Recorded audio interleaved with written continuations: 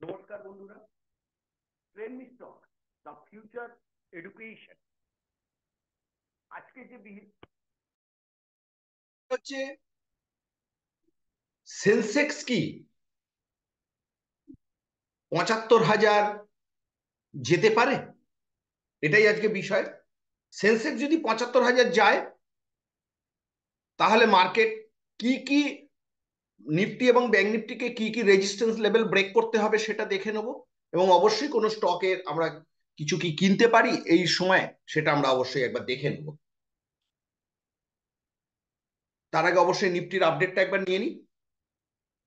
আমাদের এই দুটো কন্ট্যাক্ট নাম্বার, আপনারা যে কোনো সময় আমাদের সাথে কন্ট্যাক্ট করতে পারেন। এটা আমার ডিসক্লেমার, অবশ্যই ডিসক্লেমার দেখে নেবেন। এরপরে আমরা আসছি নিফটি।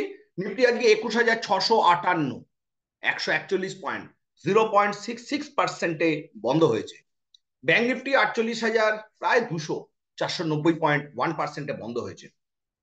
কিন্তু আগামী দিনে এরা কি দাঁড় করিয়ে রাখতে পারবে? কালকেই নিফটি নেক্সট অলরেডি কালকে বাইং হয়েছিল, আজকে নিফটি নেক্সট আরো বেশি গেছে। আজকে যে সমস্ত স্টকগুলো এই নিফটিকে ওপরে নিয়ে যেতে সাহায্য করেছে তাদের মধ্যে অবশ্যই Bajaj finance, tata consumer, NTPC, ONGC এবং ইন্দাসিন ব্যাংক। আর যারা এর মধ্যেও তাদের পারফরমেন্স ভালো করতে পারেনি তার মধ্যে অবশ্যই ফার্মা সেক্টরের মধ্যে রয়েছে doctor Reddy, BPCL, LTIM, HCL tech and Hero motor. Motor sector এবং আইটি সেক্টরই আজকে মেন ড্র্যাগিং করেছে।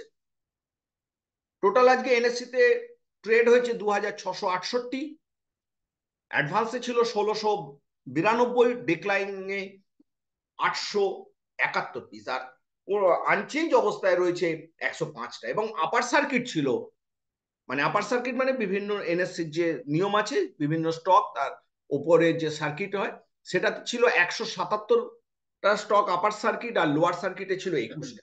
কিন্তু সব থেকে উল্লেখযোগ্য এর মধ্যেও 52 উইক হাই করেছে ২৫৫টা শেয়ার, মানে মার্কেট এখন ফুল আপ ট্রেন্ডে।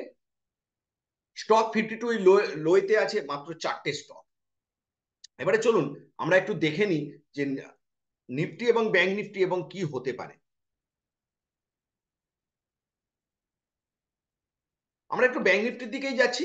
ব্যাংক নিফটি কিন্তু কালকেই আমি বলেছিলাম যে এখানে একটা দর্জি ফর্মেশন হয়েছে, ব্যাংক নিফটি এতটা উঠতে পারে, ঠিক সেটাই হয়েছে।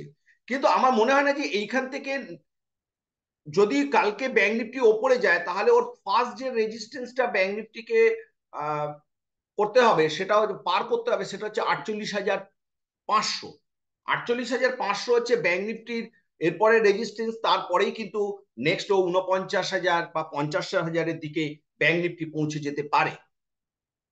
কিন্তু অ্যাজ পার টেকনিক্যাল ভিউ মনে হয় না ব্যাংক নিফটি খুব বড় রেঞ্জে কিছু ওঠানামা করবে, খুব ছোট ছোট রেঞ্জে সারা মাস ধরে একটা ওঠানামার চেষ্টা করবে। কিন্তু ব্যাংক নিফটিকে যদি কালকে আমাদের ট্রেড করতে হয়, আমাদের কিভাবে সিস্টেম করতে হবে একটু আমরা দেখে নিচ্ছি।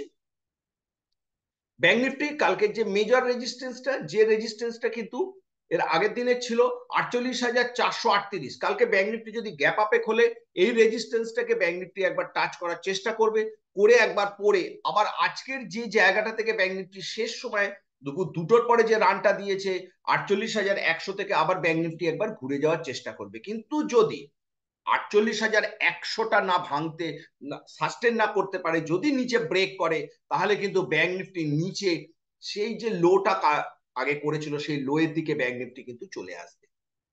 এবারে আসছি আমরা নিফটির দিকে। নিফটি কিন্তু কালকে ঠিক একই পজিশন, নিফটি কিন্তু একটা ফরমেশন তৈরি করছে।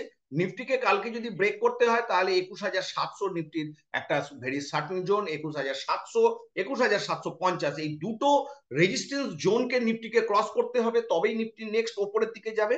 তবে এই সমস্ত জোনে যাওয়ার পরেই নিফটির একটা কিন্তু সেলিং প্রেসার এসে যাওয়ার উচিত। এবার নিফটিতে আমরা একটু লম্বা টাইম ফ্রেমে দেখে নিই। নিফটি কিন্তু পরে একটা এখানে কনসলিডেশন ফর্ম করছে, এখান থেকে নিফটি ওপরে উঠছে।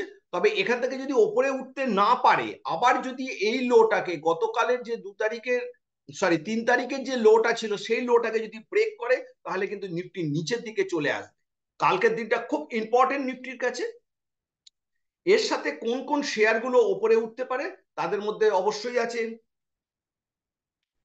সিজি পাওয়ার যদি 470-এর ওপরে চলতে পারে, তাহলে সিজি পাওয়ারের নেক্সট যে রেজিস্ট্যান্স আছে 475, এবং তারপরে কিন্তু একদম ওপেন 500 অব্দি সিজি পাওয়ার চলে যাওয়ার ক্ষমতা রাখে। এবং তার সাথে একটা নতুন কোম্পানি ভিপিআরপিএল,